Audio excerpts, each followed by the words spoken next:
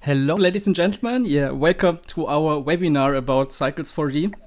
My name is Mario Can Phuc, and I'm a staff member of INSYDIUM. And today I want to show you how great Cycles 4D is to create motion design. Let's have an overview about what we are talking today. First one is a bridge to Cinema 4D. Then we are talking about Mograph. And in the end, we are going to talk about cyX-Particles. And as you can see in these little examples, this is all about motion design. So I hope this is going to be useful for you motion designers out there. And let's see what we are going to create.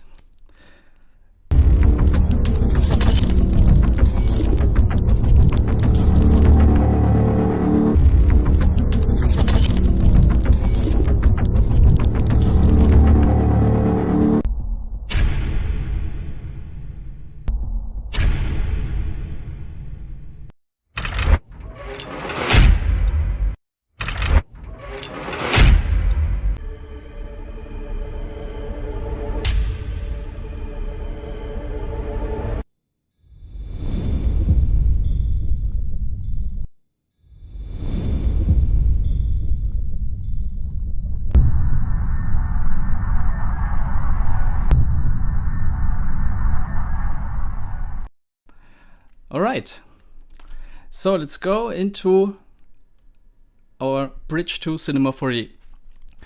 So Cycles 4D is a render engine that was bridged to Cinema 4D by INSYDIUM, and it has three major features I want to show you. That is, first of all, the very unique material node system, where you can build amazing materials from. It starts very simple, but it can be very complex, and it's super smart, and I will show you that it's actually quite easy to use, and you can build on top of it later on. Then Cycles 4D comes with a CPU or GPU rendering solution, so you can put a lot of graphic cards in your system, and you can render with all of those cards at the same time. And you have, of course, team rendering support, so you can really speed up your renderings very fast. And the third thing is that Cycles is a very complete system. It can render all modules from Cinema 4D. It works well with Mograph. It has the best render solution for cyX-Particles you can find on the market. And you have TFD or volume support as well. So let's go into Cinema 4D now, and let's do a little bit of Cycles 4D rendering. So here I prepared our first scene. Let's open our typical car client scene, and your client wants to have a wireframe for your car. And let's see how we find Cycles 4D. We have Cycles 4D in our top menu over here. We have some objects you can create, and for example the Cycles 4D camera and light with some properties. So let's just create light over here. Let's put it over there. And then we have one of the best features, the real-time preview. Let's open the real-time preview. And here you can change the device from CPU to GPU, and you can directly change that. And this is very awesome to work with. If you have a client sitting next to you, you can just sit there and talk with him and move the lights and discuss how you want to change it. And you can do everything in real time. Change the colors and see the final, already quite the final rendered image in your live preview. All right, so let's change to a different view. I've customized my layout to have this dual view over here, so I can directly work with that. And now let's go into our next feature, the heart of Cycles 4D, the material node system. That is absolutely unique, and you will see why. To create a Cycles 4D material, let's go to our material options and add an object material. For now, I just drag that out, and so I can quickly add that all the materials later on. And now we want to simply create some light materials for those meshes over here. So let's just drag the material onto the meshes. All right. And here is our node editor. And the node editor you can move around as you are used to in Cinema 4D viewport as well. Just move around. And when you right click, you have a lot of options for your nodes. You have like input nodes, shader nodes, and you can just select them. And for example, now we want to have an emission on our geometry. And let's just delete this one over here. And when you want to use this emission, just drag it into the surface output. All right. And now you directly see our car render is getting light from those created lights over here. And the very unique thing is you see everything on the nodes. You can change the colors here. You can increase the strength. You can use the sliders. So if you build a big node system, you can follow the path of how the material works in here. And now we want to create this very cool looking wireframe shader. And this shader is a mix of glass shader and the wireframe. And to do that, we are going to create a material for our car. And let's drag it just on top of our car. All right. Let's kill this. And let's start with an emission again. Drag that into the surface. All right, and now our car is glowing. Let's leave out the floor. And we want to create a glass material. And you can create everything within this material. And now we want to create a mix material. Let's go to shaders, add a mix shader. And the mix shader, you can put your materials in there. And the mix shader has a factor. And the factor is actually a value between 0 and 1. And the factor is very special. You can either put input textures that are coming from cyX 4D, Cinema 4D textures like noises as well, or other image maps to separate your materials. You can mix your materials with specific texture, and everything that is colored, for example, is going to be converted within cyX 4D into a gradient between 0 and 1. And the other thing are other inputs. For example, have input nodes from cyX 4D we will see later the Fresnel node. Then you can use object attributes like the speed or the radius of things, the particles.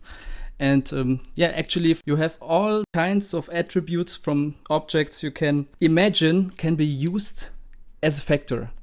And it has a port to Espresso as well. But sometimes you have values that are larger than 0 to 1. And you have to bring them down to 1. Like if something is moving faster than 1, for example 100 centimeter, just a very little math is required, just a very little to match that. All right, let's go back to our scene. We can now add our wireframe node. cyX 4D has a wireframe node, and here we have the factor that is producing values between 0 and 1, and we can drag that into the mix shader.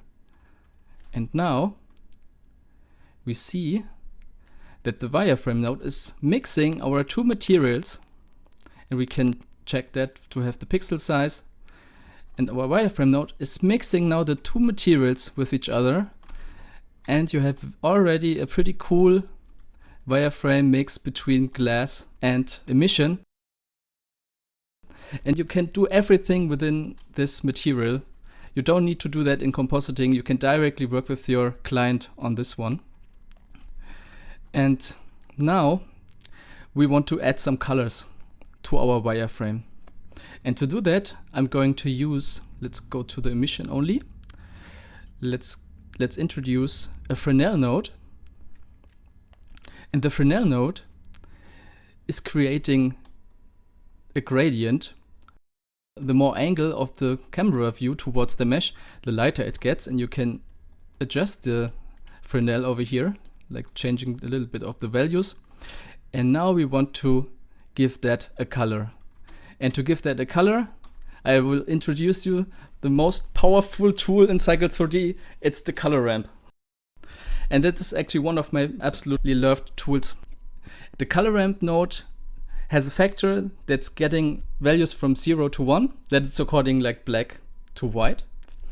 And as you can see here, it's remapping the values to a color gradient that you are going to set. And here are some examples. On the left side, you have a grayscale texture, and here I have the color ramp, the actual color ramp that is mapping the colors to this grayscale texture. So the blue colors are more in these darker areas, and the brighter it gets, the more colors from the orange palette is getting on this object. Here is another example where I have a plastic material and a volume inside the plastic material, and here I have a noise, and I want to use this noise to separate these two materials and to clamp them. And the color ramp on this noise is able to clamp the values, so you get this really nice shaped volume cutouts. And for motion design, it's even more important. As you can see here, this is working during time and space. So if you have an object that is changing its colors from black to white, you can use a color ramp in your material system to map those colors onto your objects. This is going to be very important for Mograph and for cyX-Particles as well. This is pretty useful. All right. So you have your mix shader, and now we want to just add on the right click a converter, and there we have our super tool, the color ramp. And cyX 4D node system has this auto snap that is pretty cool. That's very useful. You can just snap it in there, and now you should be able to recolor your Fresnel. So just start with a darker color over here. Let's take something like a dark blue. Then we go into it's going off here, a lighter blue. And you see it's changing directly. You can choose everything you want. It's very intuitive. You can really work like an artist. All right. Then we're going into orange color. Then let's go into a green, for example, like this brighter green. And then let's go into blue again. All right, that's a pretty cool one. All right, and now you see that's already depending on the angle of the car. And as we are going to use a glass material, you can see through, and everything that inside the car gets this Fresnel shader as well. And now let's see what happens when we go and mix all of that together. And there we go. You have now a very nice wireframe material that is looking through the car depending on your Fresnel. Let's, for example, like these values are pretty cool. And then you go into your pretty nice material and you can adjust everything like you want. For example, let's increase the emission to have a more intense wireframe. And now we have a floor. Just duplicate our material and let's drag the material onto our floor. And maybe you don't want to have those orange colors over here. Just go to the ramp and kick out. Maybe just leave the green. That's pretty cool already. And that's actually how you can build this very nice material. And it's all within one material. That's the awesome part. You don't need to do that in compositing to render wireframe. You don't need to change the colors there and render again. You can just do it on the fly in the node system. The next part is maybe you want to add some HDRI. You know that from other tools. And to do that, let's just create an environment. Let's go into environment material. And here you have the background. You can change the color. All right. And now let's just add environment texture. All right. And here you can put in any kind of, here's a pretty nice one. And you see it's directly working in the scene.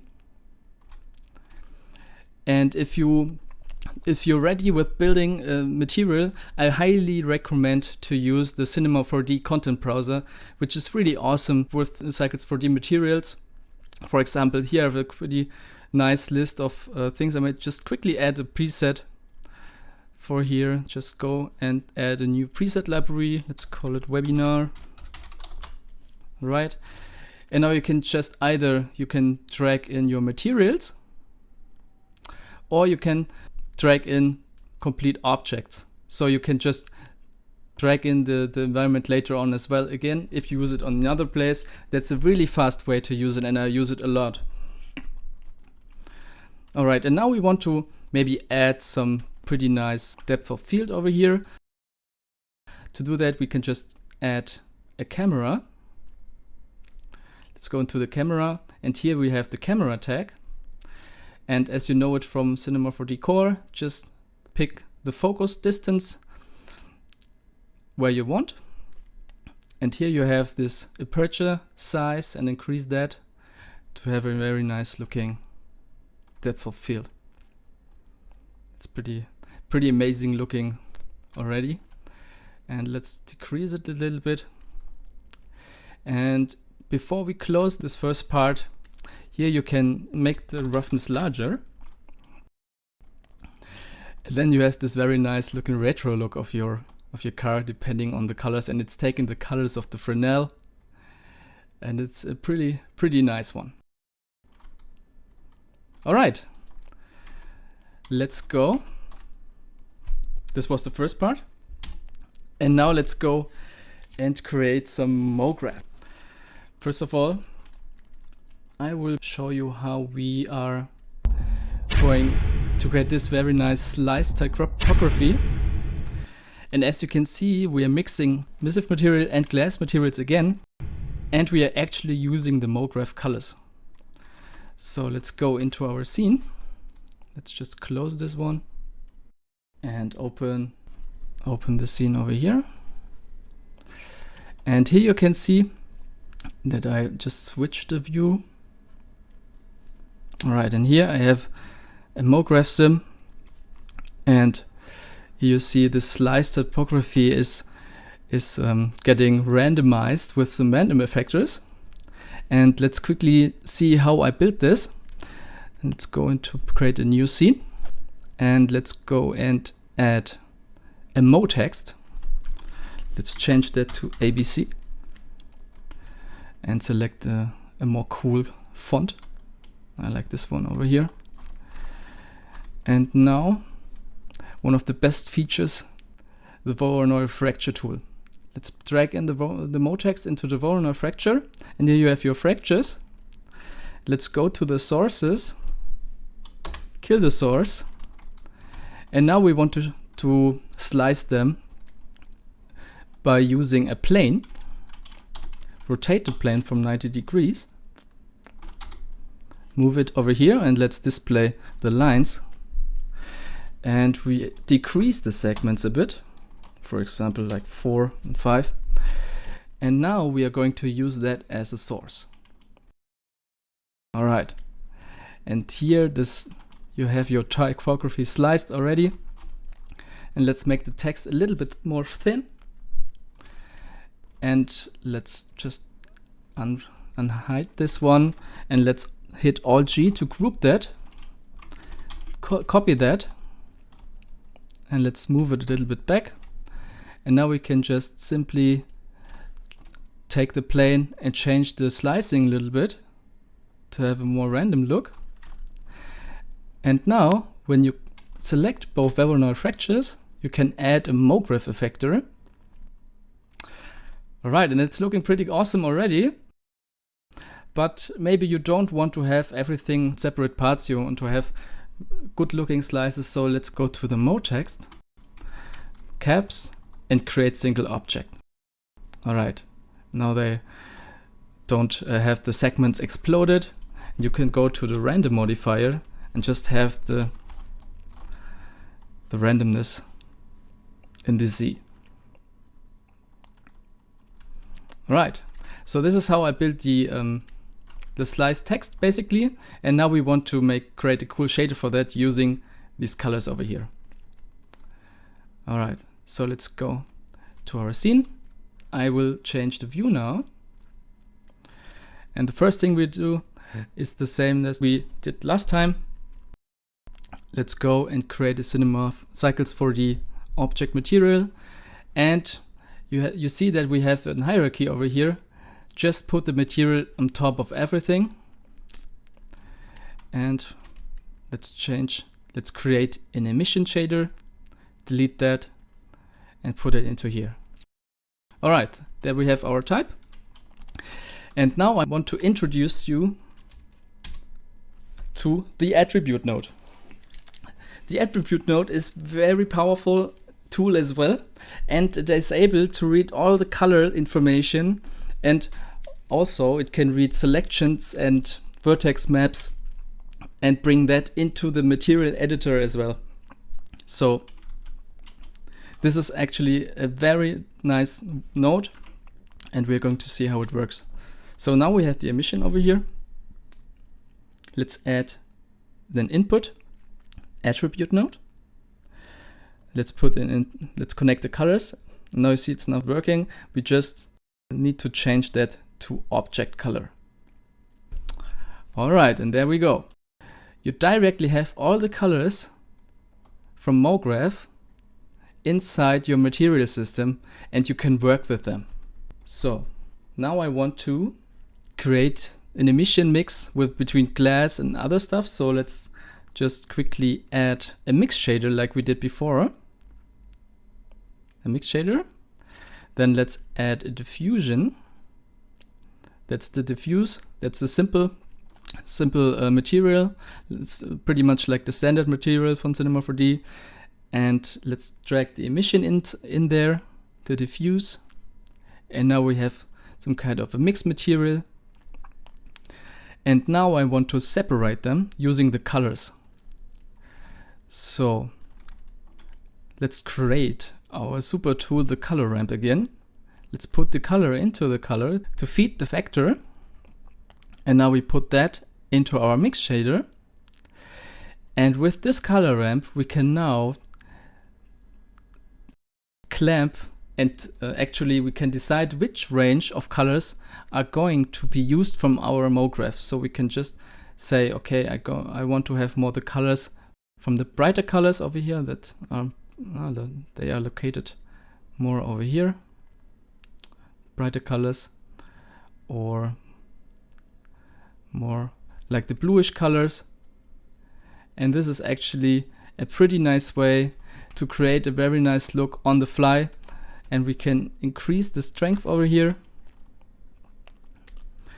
And the cool thing about Cycles 4D, you can stack your materials unlimitless. So you can add another mix shader. Then we want to mix that with the glass material. So let's add a glass material. Let's add this into the shader. Connect the mix shader with the next mix shader. And we want to use a Fresnel again. So depending on the angle of the camera lens to the surface. And now we should mix the glass with our diffuse and with our emission material, depending on the Fresnel.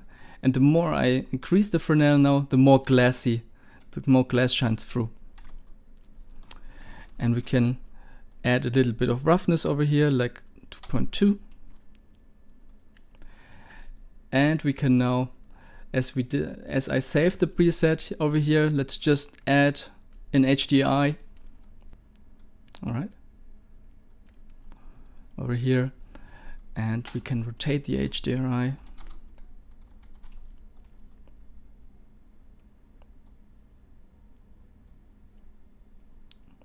To make it really looking from behind or something. All right. And for glass, I recommend to increase the max ray bounces in the render settings. And I want to just quickly go through the render settings if you like. So here you have the device. You can change that for later on for rendering. You can select all the devices we have in our real-time preview as well. Then in the performance settings, you have some tile size rendering, but the presets are already pretty good for rendering, so no need to change that. And here you have, very important, is your final samples. This is according to the samples we have over here. And then we have the subdivisions for displacements. And here you have very detailed, in-depth options to change your bounces And now we want to have more bounce for the glass. So, and the cool thing is, you can now go and remap the color values like we did before in a very cool way. If your client tells you, I don't want this color palette, I just want to have some different colors, just drag in your color ramp and you can select the nice presets from Cinema 4D and just play around with your style as you like. It's up to you what you want to do, and it's really awesome to work with. All right, so this is the attribute color, and you can do a ton of stuff. You can imagine how many possibilities you have with such a node. All right, let's go into the next example. Another Mograph typical thing. You have this honeycomb. And here you have typical Mograph scene where we are controlling our motion with audio, and the more they come out, the more orange they get. And as they are all instances, you can apply a different node, and that's the very nice object info node. And the object info node has some inputs that are producing, for example, this in the background are cloners colored by the position. When they are more on the left, it's getting green, or in Z space, they're getting more red. And also you have a random factor, so you can color your Mograph clones randomly as well. So let's see how that works. Let's open the scene. All right, and here I have my honeycomb scene. And let's just like we did before, let's create a material. Let's go object material. All right, and put that onto let's put that onto the caps. That's great. And let's add an emission node. All right, and let's see, it's working in real time again. If the viewport is a little bit sluggish, you can just hide it from the cloners from the viewport, and you see it's still working in cyX-4D. It's pretty fast. All right, and now we want to add our object node, object info, and when you drag in the random node, you can see that it's directly giving each object a random color. Or you can drag the position into the emission, and now you see that it's depending on the scene, where the scene starts, it's coloring your objects. And now we want to create a depth effect.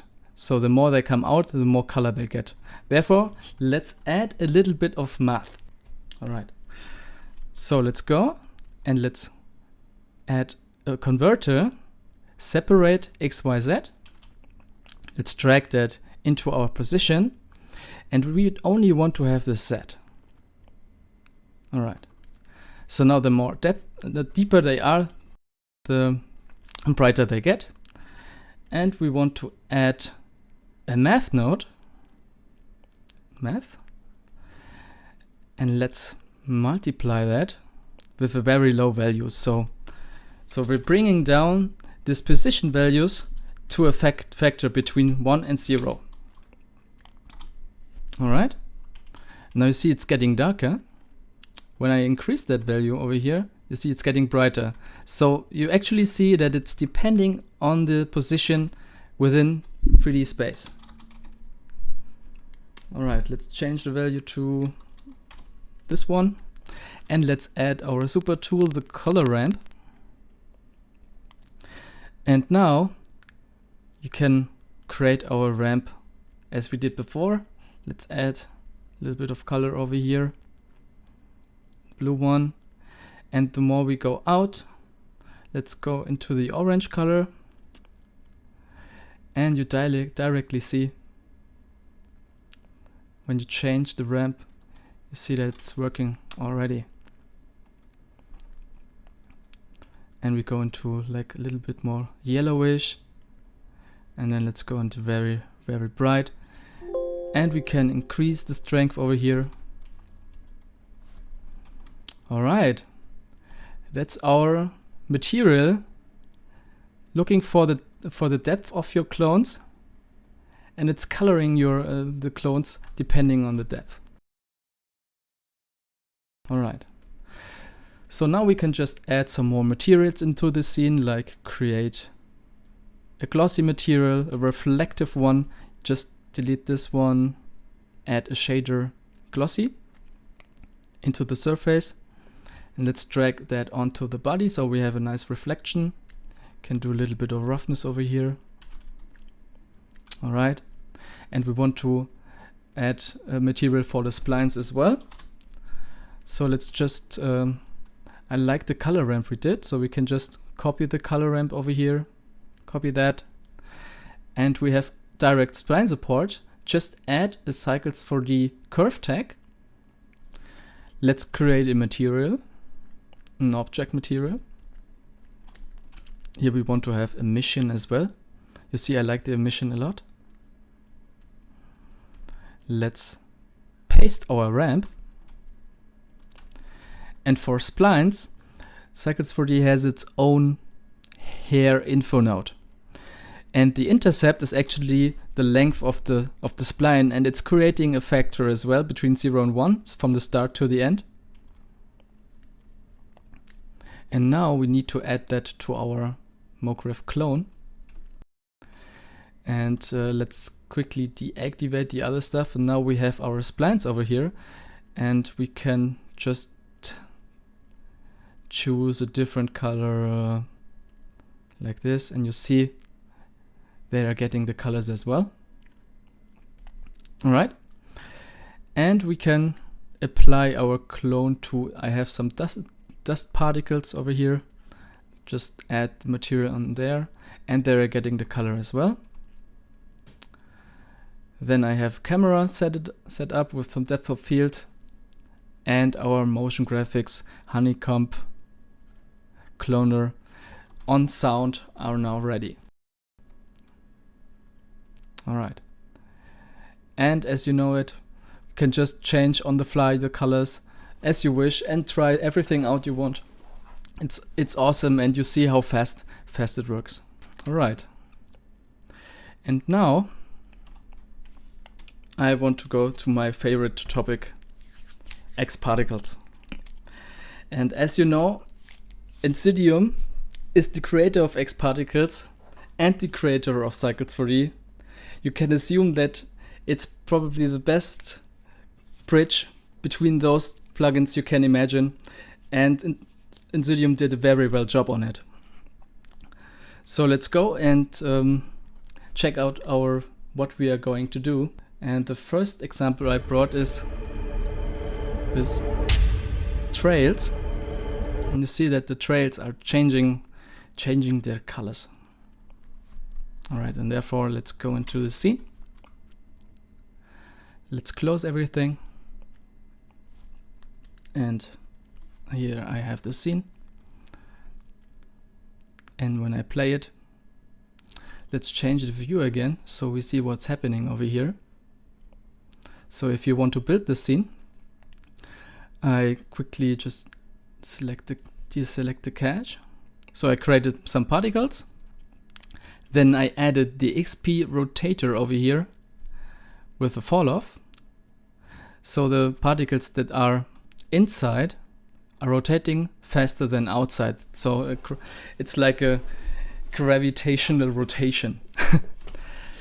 And then I use the XP turbulence, and the XP turbulence has a mapping. So the faster the particles are, the more turbulence affects them. And in the end, I added some particle colors depending on their speed. So the faster they are, the brighter they get. And this is what we are going to use in cyX-4D as well. And in the end, I added some trails, and I cached everything. So this is very nice to work with. Alright, this is our scene to begin with. Let's get back to our double view. Alright, let's add a cyX-4D material and drag that onto our trails. And as you know that, let's add an emission node. Drag that to the surface. And you directly see the trails are seen by cyX-4D, and we are doing this in real time now. And we want to change a little bit of the shape of the trails. Let's add a cyX-4D curve tag. And in the curve tag you have the start and end, like you know it from here. Just select the start to 0, the end to 0.5 or something to have a very nice looking trails. Alright, and it's working pretty well. And now I may introduce the next powerful tool, the attribute node. But it's again the attribute node. You know that already from the beginning. It also contains all this cyX-Particles generator, like the XP skinner colors, the trail colors. Then we have the wet map support and the XP generator. And the attribute node is already built to read those attributes. It's all within this node. So let's go back and let's add an input attribute node. Put in the colors into the emission, and let's change the mode to use trails. Alright, and we directly have our particle colors projected on our trail colors. That is pretty awesome. Alright, and now we want to just add some colors with it. So the faster they are, the brighter they get. Let's add our color ramp, put that in between, and the slow particles are blue. Then let's change a little bit different. Let's take this one. I like this one more. Then let's go into dark blue over here. And then the faster we go, let's choose, for example, like this orange color. And then let's go into a yellowish one and a little bit more yellow. All right. And this is absolutely unique. You can't do that with any other renderer except the standard renderer in Cinema 4D with cyX-Particles. You can do that as well. But here you have it in unbiased rendering. And let's just quickly add the camera. I have the camera over here with some depth of field. And you see that's looking pretty awesome.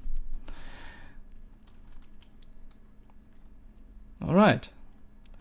And now we want to colorize particles. And now I want to introduce to you the particle info node. And this is probably one of the most powerful nodes, and you see how large it is. It's actually over the headline here. And you have values like index, age, lifespan, position, the radius of the particles, etc. And to demonstrate how powerful it is, let's try and create this scene over here.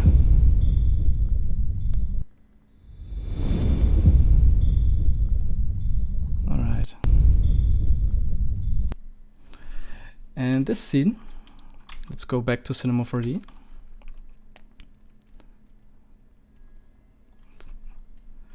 And let's open the scene. I switch again my view.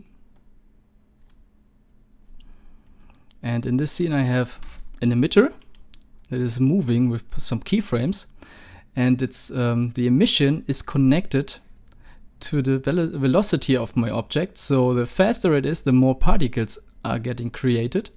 You can do that with a little bit of espresso here. Then the particles are getting color from the speed within the scene. And then I added the XP domain. And the XP domain loves very thin emitters. When you have a very thin emitter, you see that our flip forces are doing a very well job on those particles. And then you have this very nice looking fluid simulation. And now we want to color them. So let's back to our double side view. All right. And let's add a material. And first of all, let's add a cyX-4D X-Particles tag. It has its own tag for X-Particles, of course. Let's add that. And you directly see that the particles are live. And it's actually creating instances, little spheres for each particle. So you can have some options over here, the particle sphere segments. So if you have millions of particles, you actually don't want to have so many segments over here. You can just decrease that to have much more speed. So if you go to 3, you have triangles. Let's just take like 11 or something to still have them. All right. And now let's drag our material onto the emitter. All right. And then we want to go into the material. We have a diffuse over here. And let's add our input particle info node. And you see it's a very large node and you don't need all of that. So let's just select the color over here, drag that into diffuse, and you directly see that we have the colors, the black colors are getting black and white, and you can actually right click on your node and hide the unused sockets. All right. And now the node is smaller and it's much more easy to use it. And now we want, as we did before, let's do a little bit recoloring again. Color ramp. And you know my colors already. Going from blue to orange. And then let's go into the green this time. Somewhere over here. And let's make the colors a little bit more natural. Let's just pick them in between and delete those ones. So you're getting a little bit more natural looking colors. All right. And now I want to have some glowy particles within them. To make that, let's add a mix shader again. All right. And let's put in our diffuse. Then let's create an emission node. Let's put it over here. And then let's drag that into a surface. And now the particles are getting this light emission node, the colors. And we want to have the colors in the emission as well. And now we want to create a material, a color ramp for the factor again. Let's go to create and add a color ramp.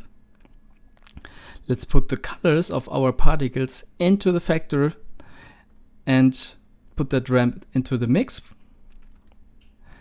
And now you see that we can adjust the ramp where our particles should be bright.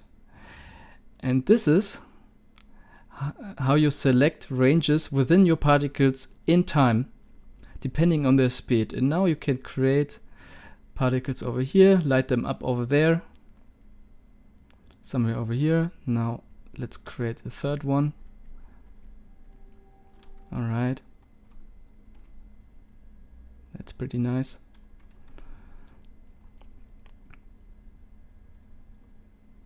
All right. Let's increase our emissions so they are even more bright.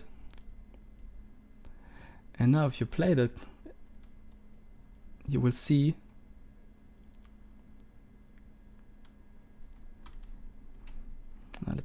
this one is a little bit too bright again. You see that the particles are only brightened up in those certain ranges, and this is a really unique. You can actually do with the cyX material more than you can do with the X-Particles material in core. So for a lot of purpose, you can imagine how many stuff you can do with that, and it's really awesome to work with. All right, and the last thing I want to show you today is that you can actually use different kind of objects over here. And let's change. I don't like that color so much. Let's go into blue again.